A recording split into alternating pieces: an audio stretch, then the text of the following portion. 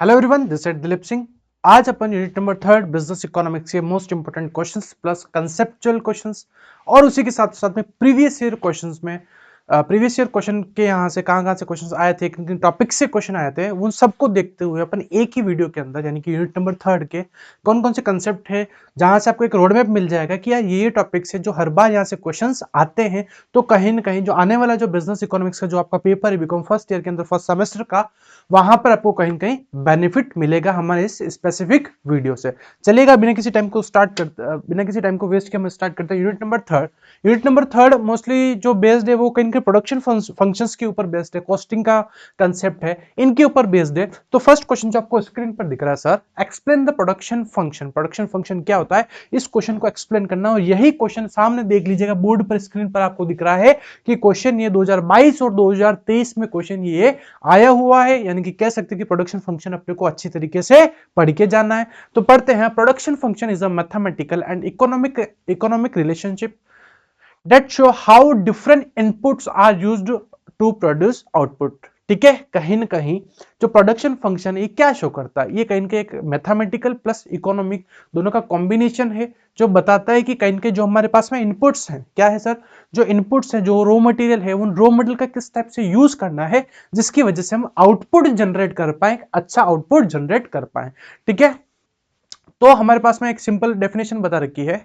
Simple meaning, it tell a producer how inputs are transform into output. यहां पर हम बात करेंगे कि कैसे जो हमारे पास इनपुट्स होते हैं उन इनपुट्स का कैसे सही यूटिलाइज करके हम सही इफेक्टिवनेस और इफिशिएंसी का कंसेप्ट लगा के एक अच्छा आउटपुट कैसे जनरेट कर रहे हैं। ठीक है सर,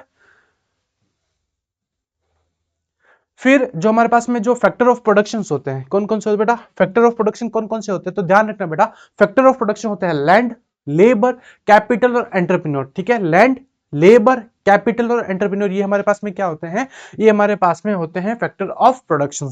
जैसे कि जो आपका लेबर है उसको वर्कर बोला जाता है। ठीक है, ह्यूमन एफर्ट्स, स्किल्स और नॉलेज होती है उसके पास में। फिर कैपिटल, कैपिटल के अंदर मशीन्स की बात करते हैं, इक्विपमेंट्स की बात करते हैं, बिल्डिंग्स की बात करते हैं, टूल्स की बात करते हैं। लैंड स्पेसिफिक जगह आपको पता ही है, रॉ मटेरियल, ठीक है, और टेक्नोलॉजी। फिर जनरल फॉर्मूला जो होता है आपका फैक्टर ऑफ प्रोडक्शन का, जो इनपुट्स होते हैं वो हो गया आपका क्यू को अपन आउटपुट, क्यू को रिप्रेजेंट करते हैं आउटपुट के लिए, L for labour, K for capital, R for raw material, T for technology and F for relationship या फिर फंक्शंस के लिए अपन यूज करते हैं।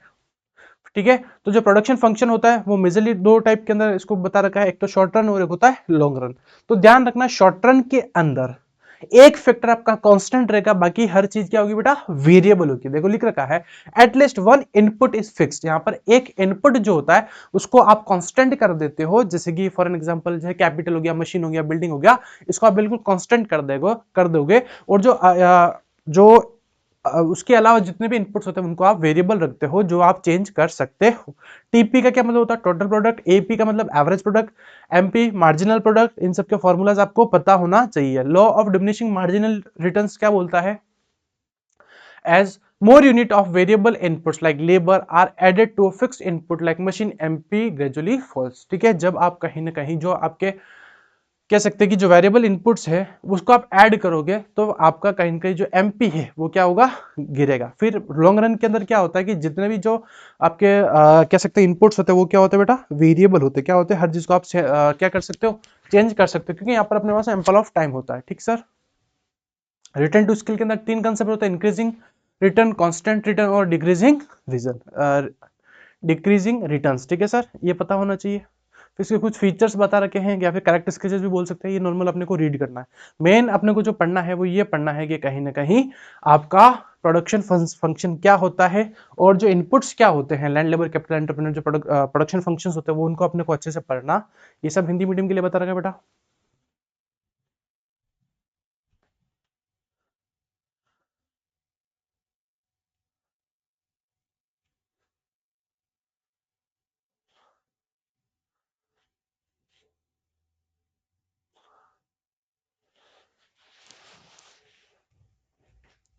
इन क्वेश्चंस को भी अगर आप कर लेते हो एक बार एग्जाम के लिए तो सफिशियंट रहेगा बेटा, है ना। तो अगर आप ये पीपीटी चाहिए तो हमारा जो व्हाट्सएप नंबर है उस पर आप हमसे कनेक्ट हो सकते हैं और आप ये परचेज कर सकते हैं। फिर नेक्स्ट क्वेश्चन है explain the concept of money cost and real cost. 2023 में क्वेश्चन पूछा हुआ है आपके सामने कि सर मनी कॉस्ट और रियल कॉस्ट में मेजर क्या डिफरेंस रहता है, या फिर उसका डिफरेंस क्या है, फिर उसका कंसेप्ट क्या है। इस टाइप से क्वेश्चन पूछा जा सकता है। देखो हमारे इस पीपीटी का बनाने का एक ही उद्देश्य कि कहीं ना कहीं कम समय में लोगों को, जो बच्चे होते हैं उनको पता चल जाए। देखो ऐसा नहीं कि ये जो पीडीएफ है ओनली फॉर प्राइवेट स्टूडेंट्स के लिए या फिर रेगुलर है, दोनों को देखते हुए हमने बनाया है, एमएलएस यूनिवर्सिटी को बेस करके हुए। रियल कॉस्ट की बात करते हैं।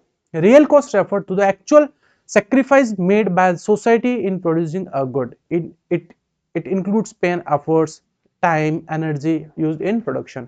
रियल कॉस्ट के अंदर effort, suffering, sacrifice made by workers, ये सब चीजें ऐड होती है। Example hard labour done by workers, long hours of work, mental stress, ये सब होती है। फिर मनी कॉस्ट क्या होती है? Money cost refer to the actual money spend by a producer to produce goods and services. ठीक है, मनी कॉस्ट यानी कि जो कुछ भी चीज आपने प्रोड्यूस की है उसके लिए कितना एक्चुअल में खर्चा कितना आया है, उस प्रोडक्ट को बनाने में कितना पैसा लगा है। तो उसके लिए वेजेस, रॉ मटेरियल का पैसा, rent, electricity cost, fuel cost अगर लगा है तो आपका, या फिर कॉस्ट ऑफ मशीन। लेकिन जब बात करते हैं किसकी, रियल कॉस्ट के अंदर एफर्ट्स की बात करते हैं, ह्यूमन टेंडेंसी की बात करते हैं। और रियल कॉस्ट में एक्चुअल में अपन किसकी बात करते हैं बेटा? पैसों की बात करते हैं। एक डिफरेंस भी बता रखा है, इस टाइप से आप डिफरेंस भी लिख सकते हो। ये हिंदी मीडियम के लिए बेटा,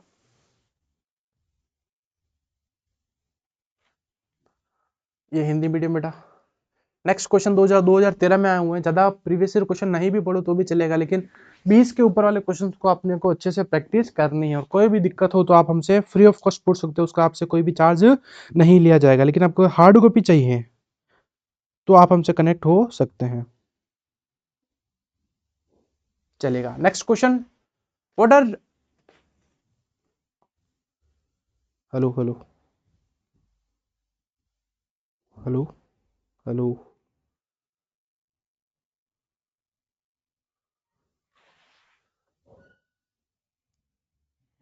हेलो हेलो, चलेगा। नेक्स्ट क्वेश्चन आपके हैं अपॉर्चुनिटी कॉस्ट क्या होती है सर? तो आपको स्क्रीन पे दिख रहा है कि अपॉर्चुनिटी कॉस्ट 2022 में क्वेश्चन पूछा हुआ है। Opportunity cost refers to the value of the next best alternative that is given up when we make a choice. When you choose one thing, the benefit you lose from the next best option is called the opportunity cost. opportunity cost का मतलब होता है next best alternative, यानी कि जो चीज आपने sacrifice की है। जैसे कि मेरे पास में 2 जॉब थी, एक जॉब मेरे को जहां पर मैं अभी काम कर रहा था वहां पर मेरे को 10 के दे रहे थे, ठीक है, 2 घंटे के कितने दे रहे थे? 10 के दे रहे थे। लेकिन अब जहां पर मैं जॉब करता हूं वहां पर मेरे को 2 घंटे के 12,000 रुपए दे रहे हैं। तो नेक्स्ट बेस्ट अल्टरनेटिव, जो चीज मैंने सेक्रीफाइस की है उसको बोला जाता है आपका अपॉर्चुनिटी कॉस्ट बोला जाता है। की पॉइंट्स बता रखा है। It is not about money only but about the sacrifice benefits. ये कि मनी के लिए बात नहीं करता, ये कि सेक्रीफाइस बेनिफिट्स कितना हुआ उसके बारे में बात करता है। Help in decision making, choosing the option with the least cost और मोस्ट बेस्ट के बारे में बात करता है। Every choice has an opportunity cost.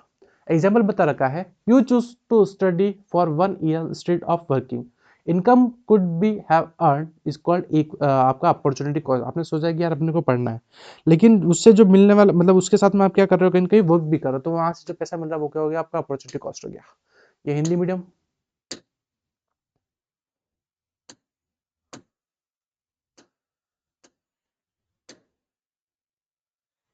फिर नेक्स्ट क्वेश्चन है, इंपॉर्टेंट क्वेश्चन है कि difference between fixed cost and variable cost. इस बार भी क्वेश्चन यहाँ से आ सकता है कि फिक्स्ड कॉस्ट और सर वेरिएबल कॉस्ट में क्या डिफरेंस रहता है। तो फिक्स्ड कॉस्ट बेटा वो कॉस्ट होती है जो कहीं ना कहीं प्रोडक्शन हो या प्रोडक्शन ना हो। ध्यान रखना बेटा, फिक्स्ड कॉस्ट वो कॉस्ट होती है पहली प्रोडक्शन हो या नहीं हो। कुछ ऐसी कॉस्टिंग होती है, कुछ ऐसे खर्चे होते हैं जो अपने को पे तो करने ही पड़ेंगे। लेकिन सर जब हम बात करते हैं वेरिएबल कॉस्ट यानी कि वीसी की, तो वेरिएबल कॉस्ट वो कॉस्ट होती है जो कहीं ना कहीं डिपेंड होती है पूरा आपका आउटपुट पर या फिर पूरा आपका प्रोडक्शन पर। अगर प्रोडक्शन होगा तो आपकी वेरिएबल कॉस्ट भी इंक्रीज होगी, अगर प्रोडक्शन नहीं है तो वेरिएबल कॉस्ट भी डिक्रीज। तो कहीं ना कहीं कह सकते हैं कि ये जो कॉस्टिंग वाला कंसेप्ट है ये पूरा प्रोडक्शन के ऊपर बेस्ड है, ठीक है। वेरिएबल कॉस्ट क्या होती है बेटा? वो कॉस्ट जो कहीं ना कहीं किसके ऊपर डिपेंड है बेटा? आपका प्रोडक्शन के ऊपर। लेकिन आपका फिक्स्ड कॉस्ट कौन सी होती है? तो एफसी यानी कि फिक्स्ड कॉस्ट वो कॉस्ट होती है जिसके ऊपर प्रोडक्शन के ऊपर से कोई लेना देना नहीं है। कुछ ऐसे खर्चे होते हैं, कुछ ऐसी कॉस्टिंग्स होती है जो प्रोडक्शन हो या प्रोडक्शन ना हो, कुछ ऐसे खर्चे होते हैं जो अपने को पे तो करना ही होगा।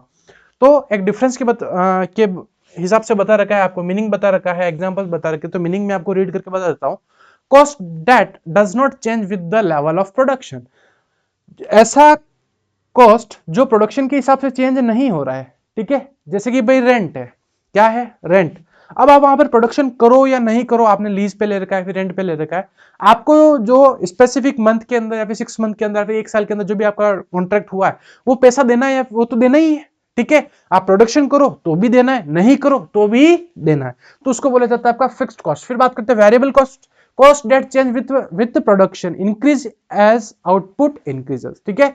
ये वेरिएबल कॉस्ट यानी कि जो कॉस्ट जो आपके वेरिएबल्स के सॉरी जो आपके प्रोडक्शन के ऊपर डिपेंड होता है, जितना ज्यादा प्रोडक्शन करोगे उतनी ज्यादा कॉस्टिंग। जैसे कि रॉ मटेरियल है, आप जितना ज्यादा प्रोडक्ट बनाओगे उसके लिए रॉ मटेरियल ज्यादा चाहिए, तो ज्यादा पैसा देना पड़ेगा आपको, ठीक है। तो इसको बोला जाता है आपका वेरिएबल कॉस्ट। ये क्वेश्चन कब आया हुआ, 2022 के अंदर क्वेश्चन आपके सामने दिख रहा है कि ये क्वेश्चन पूछा गया है। आरबी हिंदी मीडियम, यहां से स्क्रीनशॉट ले सकते हैं।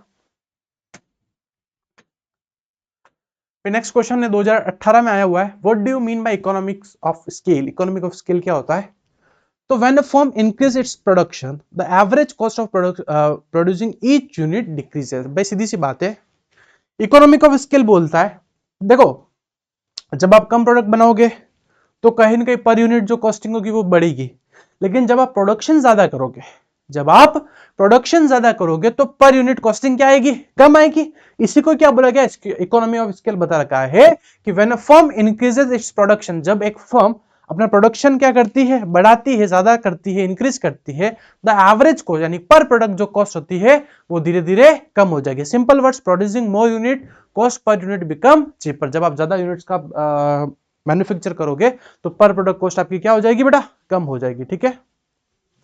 Type of economics of scale बता रखा है। इंटरनल इकोनॉमिक ऑफ स्केल क्या होता है, benefit within a firm due to large production.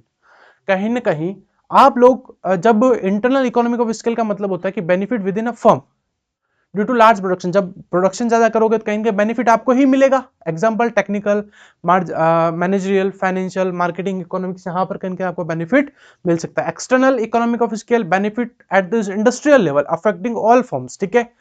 अगर आप एक्सटर्नल की बात करोगे तो वहां पर पूरी इंडस्ट्री को क्या मिलेगा बेटा, बेनिफिट मिलेगा। इसकी इंपॉर्टेंस क्या है, रिड्यूस कॉस्ट पर यूनिट, तो जो आपका प्रोडक्ट है वो क्या हो जाएगा, सस्ता हो जाएगा, चिपर रेट में मिलेगा। Increase competitive in the market, ठीक है। लार्ज प्रोडक्शन आप कर सकते हो, ये सब बता रखा है इसके बारे में। ये अर्थशास्त्र के बारे में हिंदी मीडियम वाले बच्चे पढ़ सकते हैं इसको अच्छे से।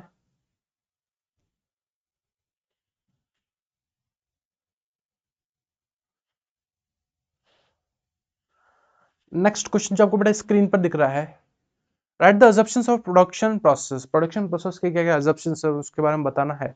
The production process is the process of combining inputs यानी फैक्टर ऑफ प्रोडक्शन। कौन कौन से होते हैं बेटा, factor of production, land, labour, capital और एंटरप्रेन्योर, टू प्रोड्यूस आउटपुट। यानी कि जो इनपुट्स होते हैं, या फिर इनपुट्स बोलो या फिर फैक्टर ऑफ प्रोडक्शन भी अपन बोल सकते हैं। जो फैक्टर ऑफ प्रोडक्शन होता है, क्या होता है सर, जो फैक्टर ऑफ प्रोडक्शन होता है और जो आपके आउटपुट, आउटपुट को क्या बोल सकते हैं आपका, goods and services, goods and services. Economic make the certain assumption to simplify the analysis of production. तो इसके लिए क्या होता है कि कहीं ना कहीं जो आपकी इकोनॉमिक्स होते हैं, ठीक है, जो इकोनॉमिस्ट होते हैं वो कुछ कुछ एजम्पशंस ऐड ऑन करते हैं।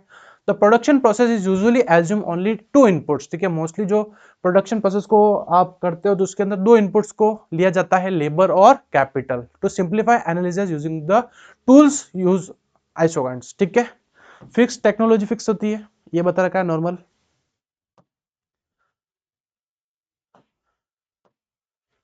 फिर ये हिंदी मीडियम बेटा, इस पीपीटी के अंदर आपको कौन कौन से क्वेश्चन आए हुए हैं ये भी मिल जाएगा। उसी के साथ साथ में उसके इर्द गिर्द आसपास का एरिया से कहां से क्वेश्चंस आ सकता है, वो टॉपिक्स भी हमारे इसी ही एक ही पीडीएफ के अंदर आपको, एक ही पीपीटी के अंदर आपको यहां से हमको मिल जाएगा। अगर आप चाहते हैं कि इस पीपीटी को परचेज करना तो बिल्कुल आप ऑनलाइन भी परचेज कर सकते हैं और ऑफलाइन भी हमसे कांटेक्ट करके, उदयपुर में आप हमसे कांटेक्ट करके ये जो प्रिंट आउट है वो आप ले सकते हैं। Next question, explain the relationship between TC यानी कि total cost, TFC total fixed cost and TVs total variable cost. With the help of diagram. ये क्वेश्चन 2015 और 2019 में आया हुआ क्वेश्चन है। तो टोटल फिक्स कॉस्ट टीएफसी क्या होता है? टोटल फिक्स कॉस्ट होता है। तो cost that do not change with output, ठीक है। तो कहीं ना कहीं बात करते हैं किसकी? टीएफसी की बात करते हैं। तो टीएफसी का क्या मतलब होता है? तो टीएफसी का मतलब होता है टोटल फिक्स्ड कॉस्ट। क्या होता है बेटा? Total fixed cost. तो cost that do not change with output, वो कॉस्ट जो कहीं ना कहीं आपके आउटपुट के साथ में जो कॉस्ट चेंज नहीं होती है उसको बोला जाता है क्या? टोटल फिक्स्ड कॉस्ट, ठीक है। अभी बताया था इससे पहले भी एक क्वेश्चन 2000 शायद से 18 में या फिर 23 में क्वेश्चन था कि फिक्स कॉस्ट क्या होती है, वेरिएबल कॉस्ट क्या होती है। तो फिक्स कॉस्ट वो कॉस्ट जो चेंज नहीं होती, किसके साथ में? प्रोडक्शन के साथ में। तो वही बता रखा है, cost that do not change with output, यानी कि आउटपुट के साथ में, प्रोडक्शन के साथ में वो कॉस्ट जो चेंज नहीं होती उसको टोटल फिक्स कॉस्ट बोला जाता है। जैसे ग्रेंट हो गया, salaries of permanent staff, machinery costing, ये सब। फिर TVC total variable cost, cost that change with output, ठीक है। टोटल वेरिएबल कॉस्ट क्या होती है बेटा? वो कॉस्ट जो इनके आउटपुट के साथ साथ में क्या होती है बेटा? चेंज होती है। फिर टोटल कॉस्ट, वही टोटल कॉस्ट के अंदर दोनों चीजें ऐड होती है, टीएफसी और TVC. Total fix cost plus total variable cost को ऐड करोगे तो टोटल कॉस्ट बनती है। रिलेशनशिप बता रखा है, इस डायरेक्ट अपन इससे पढ़ लेते हैं। ये आउटपुट यानी आउटपुट बोलो फिर यूनिट बोलो, दोनों का मतलब same. TFC total fix cost, यानी कि टोटल फिक्स कॉस्ट का क्या मतलब है? वो खर्चा जो कहीं के प्रोडक्शन करूं या नहीं करूं, कुछ खर्चे ऐसे होते हैं जो हमको पे करनी है। तो देखो जब मैं यूनिट कुछ नहीं बनाया था तब भी 50 रुपीज पे करने थे मेरे को। जब एक यूनिट बनाए तो भी 50 रुपए देने, दो बनाए तो भी 50, तीन देने तो भी 50। टोटल वेरिएबल कॉस्ट क्या होती है? टोटल वेरिएबल कॉस्ट वो कॉस्ट होती है जो प्रोडक्शन के साथ में इंक्रीज होती है। तो देखो जब यूनिट कुछ नहीं बना था तो जीरो कॉस्टिंग, ठीक है, क्योंकि वेरिएबल कॉस्ट क्या होती है? वो कॉस्ट जो कहीं के प्रोडक्शन के साथ में बढ़ती है। जैसे मैंने प्रोडक्शन चालू किया तो कॉस्टिंग कितनी है? 30 रुपए। और प्रोडक्शन बढ़ाया तो खर्चा कितना आया? और ज्यादा आया। और बढ़ाया तो और ज्यादा आया। यानी कि टोटल वेरिएबल कॉस्ट वो होती है जो कहीं के प्रोडक्शन के साथ में इंक्रीज होती है। टोटल कॉस्ट क्या होता है? ये दोनों का एडिशन। तो TFC total fix cost plus total variable cost करूंगा, टीसी आ जाएगा। क्या आ जाएगा बेटा? टीसी आ जाएगा, ठीक है। तो 50 plus 0 50, 50 plus 30 80, 50 plus 50 100, 50 plus 70 is equals to 120 120, ठीक है। ये बता रखा है यहाँ पर डायग्राम भी बता रखा है आपका। यहाँ पर थोड़ा एक साथ में नहीं आया इस पेज पर। ये बता रखा है कि ये आपका डायग्राम जा रहा है, आप देख सकते हैं। तो यहां पर हम लोगों का जो यूनिट नंबर 3 था वो पूरी तरीके से खत्म होता है। कुछ भी डाउट हो तो घबराने की जरूरत बिल्कुल भी नहीं है। हमारा जो व्हाट्सएप नंबर है 9462205541, बेझिझक आप कॉल सकते हो। Free feel to ask everything about your subject, about your BCom first year, second year या फिर थर्ड ईयर के अंदर हो तो आप हमसे पूछ सकते हो। ये पूरी वीडियो स्पेसिफाइड एमएलएसयू यूनिवर्सिटी, मोहनलाल सुखाड़ यूनिवर्सिटी के ऊपर को देखते हुए हमने बना रखी है। और अगर आपकी यूनिवर्सिटी कोई अलग है तो आप सिलेबस चेक कर लेना। अगर आपका बिजनेस इकोनॉमिक्स का पेपर है और कोड चेक कर लेना, ठीक है। और यही करिकुलम है। वैसे मोस्ट ऑफ द जो जेयू है, ठीक है, डीयू है, वहां पर भी सेम करिकुलम है। तो आप ये वीडियो आपके लिए रिलेवेंट है। ज्यादा से ज्यादा शेयर करना जिसकी वजह से आपको भी बेनिफिट हो सके और आपसे ज्यादा वो नीडी स्टूडेंट्स को बेनिफिट हो सके जो कहीं ना कहीं घबरा रहे हैं कि यार कैसा पेपर आएगा, क्या पढ़ेंगे, कितना पढ़ेंगे, कहां से पढ़ेंगे। तो कोई भी बुक्स परचेस करने की रिक्वायरमेंट नहीं है। ये पीडीएफ पढ़ लो, सफिशियंट है। इसके इर्द गिर्द के क्वेश्चन आएंगे। मैं ये नहीं बोल रहा हूं कि सब क्वेश्चन यही आएंगे, लेकिन ये मैं दावा कर रहा हूं कि इस टाइप के अगर कंसेप्ट आप पे क्लियर है तो 100% डैम श्योर आपका पेपर बहुत अच्छा होगा। Thank you, team DSA.